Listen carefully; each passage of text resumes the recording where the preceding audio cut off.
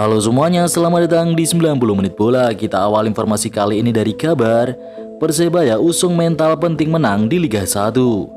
Perseba Surabaya memuncaki klasemen Liga 1 2024-2025 hingga pekan ke-7.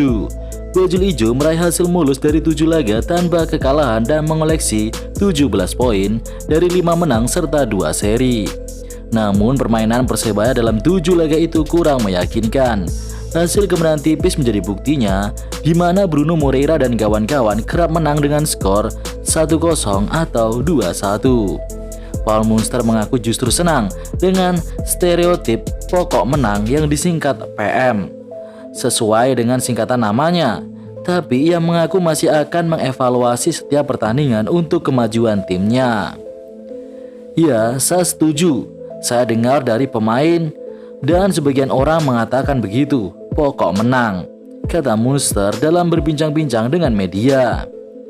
Saya tidak memiliki ego besar, kami semua orang yang rendah hati, imbu pria asal Irlandia Utara itu. Bintang Persib Klok dihukum 3 laga. Bintang Persib Bandung Mark Klok mengaku berat menerima hukuman yang diberikan oleh Komdis PSSI. Ia sejatinya terima saja kartu merah yang diberikan kepadanya di laga Persib versus Persija pada beberapa waktu yang lalu. Namun yang menjadi masalah adalah hukuman larangan bermain di 3 laga Persib. Sebelumnya hasil sidang Komdis PSSI tak hanya menghukum Persib Bandung saja, tapi juga gelandang timnas Indonesia tersebut. Mark Klok dijatuhi sanksi larangan bermain dengan total 3 pertandingan di Liga 1, dimulai dari melawan Madura United, Perseba Surabaya hingga Persik Kediri. Tidak hanya itu, Mark Klok juga diharuskan membayar denda sebesar 10 juta rupiah. Sanksi itu dikeluarkan Komdis PSSI imbas kartu merah yang didapat saat menghadapi Persija Jakarta pada 23 September 2024 yang lalu. Kabar baik Persija, Hansa Muyama Mr. Last Minute kembali. Ada yang berbeda dari latihan Persija Jakarta pada Rabu 9 Oktober 2024. Skuad Macan Kemayoran julukan Persija mendapatkan 1 pemain tambahan di tengah jeda internasional periode Oktober. Dia adalah Hansa Muyama Pranata, pemain yang dijuluki Mr. Last Minute. Dalam deretan foto yang diunggah akun resmi Persija, Hansa Muyama terlihat sudah mengikuti latihan bersama tim lagi. Senyum semeringah terpancar jelas dalam wajahnya saat berlatih dengan sejumlah pemain Persija seperti Ramon Bueno, Sahrian Abimanyu, dan lain-lain. Ini tentu jadi kabar gembira untuk Persija Jakarta.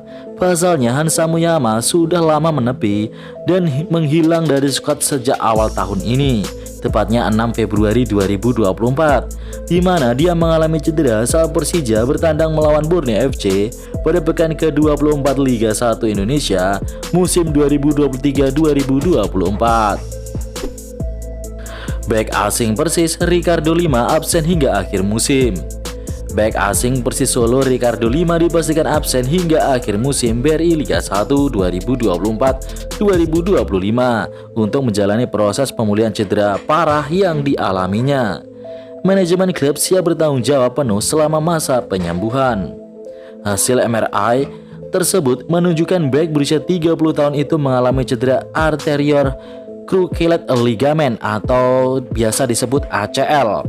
Untuk memulihkan, Ricardo Lima dipastikan absen hingga paruh musim BRI Liga 1 2024-2025. Absennya Ricardo Lima jelas meninggalkan masalah baru bagi Laskar Sang Bernyawa, sebab sejak bergabung pada awal musim ini, Lima sudah menjadi satu di antara pemain andalan di jantung pertahanan Solo.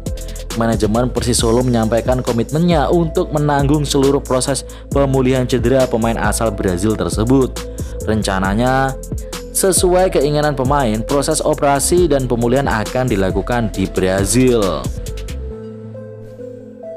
Arema FC agendakan uji coba jeda kompetisi. Arema FC mengagendakan laga uji coba lawan tim lokal di jeda FIFA Matchday, itu untuk menjaga ball feeling para pemain. Arema FC sudah kembali berlatih sejak Kamis 3 Oktober lalu, setelah sebelumnya para pemain diberikan libur selama 5 hari. Pelatih Joel Corneli fokus pada recovery dan peningkatan fisik Di pekan pertama selama 4 hari, dia terapkan metode latihan fisik. Setelah Arkan Fikri dan kawan-kawan di tempat fisiknya, tim pelatih kemudian mengagendakan uji coba lawan tim lokal pekan ini. Singo Edan tidak bisa mengajak tim Liga 1 karena masing-masing sudah punya agenda, sedangkan tim Liga 2 sedang berkompetisi. Kevin Dix tiba di Indonesia segera dinaturalisasi. Bek klub Copenhagen Kevin Dix terpantau berada di Jakarta, dan ini seakan menjadi isyarat bahwa ia akan segera dinaturalisasi ke timnas Indonesia. Kevin Dix terlihat berada di Bandara Soekarno-Hatta, Tangerang pada hari Kamis 10 Oktober. Beberapa foto sang bek sudah tersebar di dunia maya via akun Instagram Ilan Al-Qadiri. Kevin Dix terus dirumorkan akan menjalani perpindahan kewarganegaraan dari Belanda ke Indonesia. Pemain berusia 27 tahun itu juga telah dihubungi PSSI. Kevin Dix lahir di Apeldoorn, Belanda pada 6 Oktober 1996. Darah Indonesianya mengalir dari sang kakek dan neneknya yang dikabarkan lahir di Ambon, Maluku. Ketua Umum PSSI Erick Thohir masih malu-malu untuk mengakui rencana naturalisasi Kevin Dix untuk timnas Indonesia. PSSI protes wasit Ahmed Al-Kaf imbas injury time. Kepemimpinan wasit Ahmed Al-Kaf dianggap kontroversial. Pasalnya pria asal Oman itu dinilai menguntungkan Bahrain dan merugikan timnas Indonesia. Gara-gara kinerjanya, timnas Indonesia gagal menang atas Bahrain dalam kualifikasi Piala Dunia 2026 zona Asia putaran ketiga di Bahrain National Stadium. Skor Garuda terpaksa bermain imbang 2-2. Namun Ahmed Al-Kaf tak kunjung menit panjang peluit ketika waktu telah menyentuh menit ke-90 plus 6, sehingga Bahrain mencetak gol penyeimbang keadaan pada menit ke-90 plus 9 melalui Marhun, padahal perpanjangan waktunya cuma 6 menit saja. PSSI tidak terima dengan kepemimpinan wasit Ahmed Al-Kaf yang terasa berat sebelah. PSSI berencana untuk melaporkannya dengan mengirimkan surat protes ke FIFA. Ya, kami kirim surat protes. Kami sangat kecewa dengan kepemimpinan wasit, seperti menambah waktu sampai Bahrain menciptakan gol, ujar pelatih atau ujar anggota Exco PSSI Arya Sinulinga kepada wartawan. Fakta terbongkar, Presiden AFC dari Bahrain, wasit dari federasi yang sama.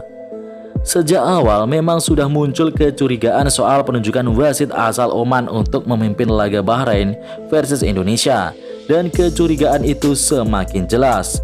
Ternyata Oman dan Bahrain berada di bawah satu badan sepak bola yang sama, yaitu West Asian Football Federation. Tentu ada kekhawatiran wasit bakal membuat keputusan yang bias. Meski begitu, Indonesia tidak bisa berbuat banyak sebelum pertandingan. AFC hanya melarang penunjukan wasit dari negara-negara yang berada satu grup. Jadi secara teknis penunjukan wasit Al-Kaf tidak melanggar hukum. Temuan kedua netizen yang cukup menggemparkan adalah Presiden AFC yang sekarang, Ibrahim Al-Khalifa, ternyata berasal dari Bahrain. Dia sudah menjabat cukup lama sebagai Presiden AFC, yaitu mulai 2 Mei 2013 sampai sekarang. Sudah 11 tahun lebih. Meski tidak pantas melayangkan tudingan tanpa bukti, tentu wajar jika netizen mengendus aroma kecurangan.